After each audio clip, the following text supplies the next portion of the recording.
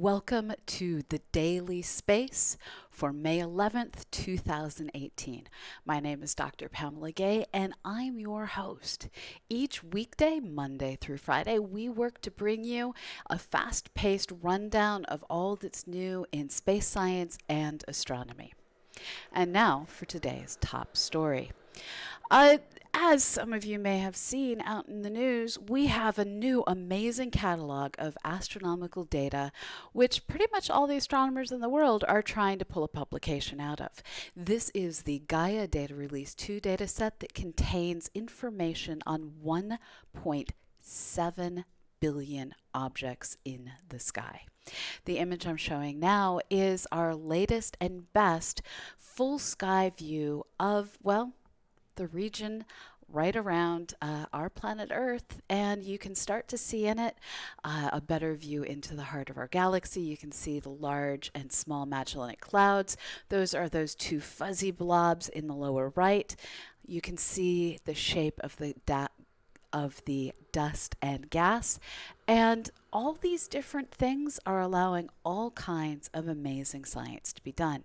Now, the thing about Gaia is it doesn't just record the brightness, it doesn't just record the position, but because its positional measurements are so highly detailed, we're actually able to start to tease apart exactly what way all these different objects are moving across the sky. And this is leading to some pretty amazing science. In this pair of images, you can start to see tidal streams where objects falling into the Milky Way galaxy have been pulled apart by the gravitational forces of our system. And as they're pulled apart, what's left behind is streams of stars that are all moving at similar velocities. We have also been able to build up new systems of data that allow us to, in this case, take the large Magellanic Cloud, which is visible to any of you living in the southern hemisphere.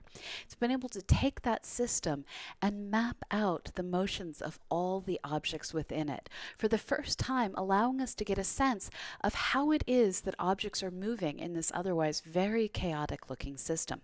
Now, this is just the tip of the iceberg on what's coming out of this particular mission. It's probably going to be a few weeks before, well, even that tip of the iceberg is fully exposed. Today, I'm just giving you a quick taste. We will do a special episode, not this coming Monday, but the Monday after, that's going to be all Gaia, all the time, in addition to a quick run through of what else is going on. So stay tuned for some more of these special episodes whenever the science says we need them. Now, in other news, there is cool stuff coming from the NICER mission. The NICER mission is a spacecraft that is out there trying to help us understand the composition of neutron stars. And this particular little mission has been, well, looking at a variety of neutron stars. And the cool thing about neutron stars, other than the fact that they're often actually kind of cool, is that these little systems can also be what we call pulsars. In some cases, you end up with a star that is composed almost entirely of neutrons. These are the chargeless particles that you find living in the centers of atoms that change the weight and give some atoms the nuclear properties that we use for age dating, for making nuclear power plants. Neutrons are the thing that makes some carbon boring and some carbon, well, exciting to archaeologists and anthropologists. Now, neutrons in dense enough objects take the place that in white dwarfs is held by protons and electrons. It turns out that as you increase the mass on a system, eventually the protons are no longer able to go, stay away, and they crush together along with the electrons. And in this combination of the positively charged proton, the negatively charged electron, as they collide together, you get a flash of light, and you get left behind a star composed mostly of neutrons. Now, in some cases, these systems are amazingly fast rotators. In some cases, they have remarkably strong magnetic fields that are not perfectly aligned with the rotational axis. And when you get both of these things at once, what you can end up with is, as the star is rotating, that magnetic axis that is off center, just like our own Earth's magnetic field isn't perfectly lined up with our planet's rotation. That out of alignment magnetic field, every time its pole, that thing that our compass would point out as north or south, every time that pole comes by, we get a flash of light, a pulse of light. These pulsars give us all sorts of really cool insights into the star itself, but in the case of binary systems where you have a neutron star and a second star, as the pulsar goes around and around in its binary system orbit, there are slight delays and slight increases in when we receive this signal. This is due to just the changing distance, Doppler effects, lots of cool physics going on.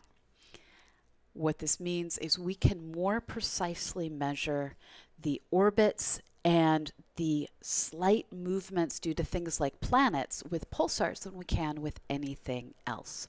And the NICER mission, while discovering neutron stars and going about its business, was looking at a system given the license plate name J17062, which contains the pulsar IGR G17062 minus 6143. This license plate number of a system, as they measured the orbit, what they found was this binary system every 38 minutes completes a full orbit. So think about this. We have a neutron star, which is a star that has a diameter about the diameter of Manhattan Island. So it's tiny. We can get how it can snuggle up close to something else.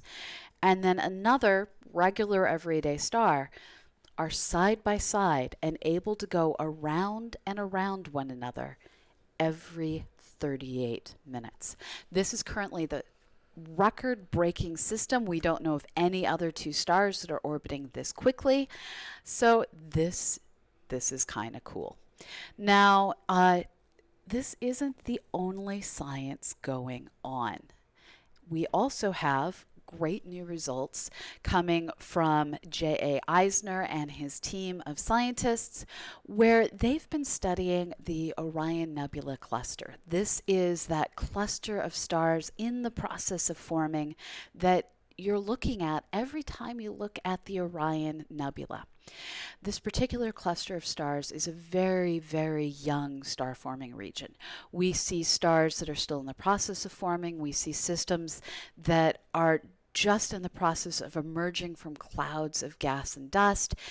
And all of these different things have the potential to one day form independent star systems. For now, it's all just embedded in the dust.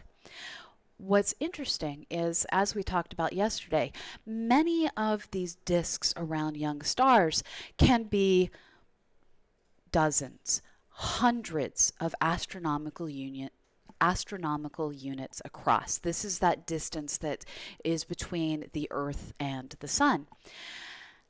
While most systems are tens to hundreds of astronomical units apart as they form, the systems that they were finding in the extraordinarily dense environment of the Orion star forming region, these are only 10, 30 astronomical units across. This means that these entire forming star systems could easily fit within the orbit of our own Neptune. And that's as big as these systems are ever going to get. They didn't actually find any systems bigger than 60 AUs across. The 60 AUs in our own solar system is about where the Kuiper bend starts petering out and we stop finding objects.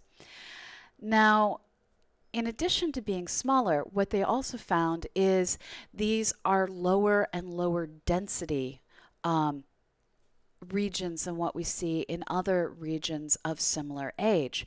And what they think is going on is because there are so many young hot stars in such a small volume of space, that all of the light with high energy light, so this is where we're starting to look at the kind of light that burns your skin when we call it ultraviolet, and harms your DNA when we call it X-ray and gamma ray. All of this high energy light is doing what's called photoionization.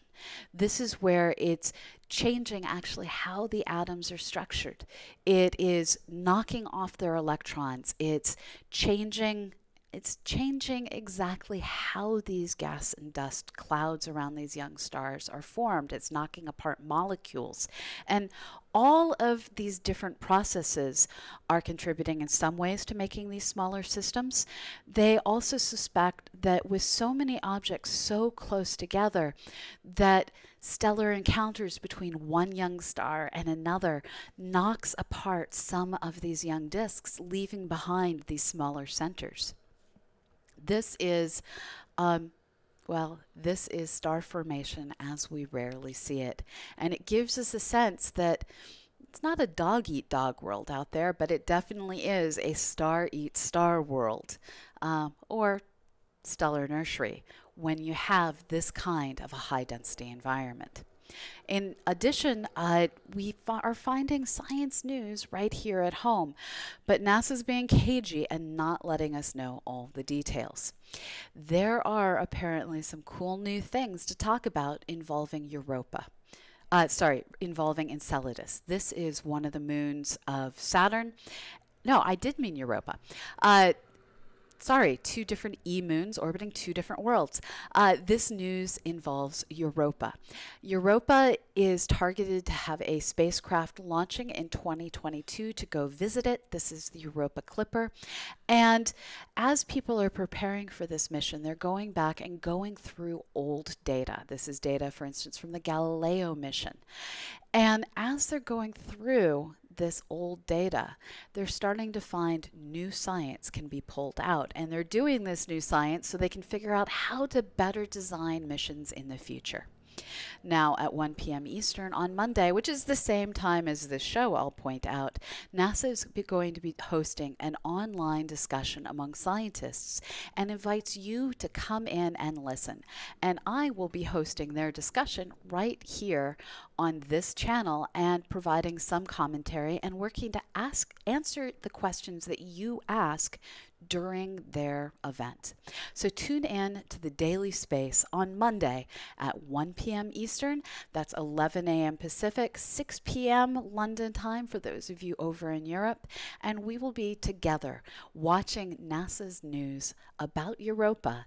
And I'll be bringing you, as soon as they're done, everything that is coming to you new from the world of astronomy and space science. Now, coming up next, right here on CosmoQuest, Matthew Richardson is going to be hosting Office Hours. This is your chance to learn about how we solve various problems in astronomy, to ask any questions you may have about, well, the CosmoQuest project and science in general. I'm going to now turn the stream over to him, and I'll hang out in the chat for a few minutes to ask any questions you have specific to the news I just discussed. So I'm handing it over to you, Matt, and thank you everyone for showing up, and have a great morning, evening, or afternoon wherever you may be in the world.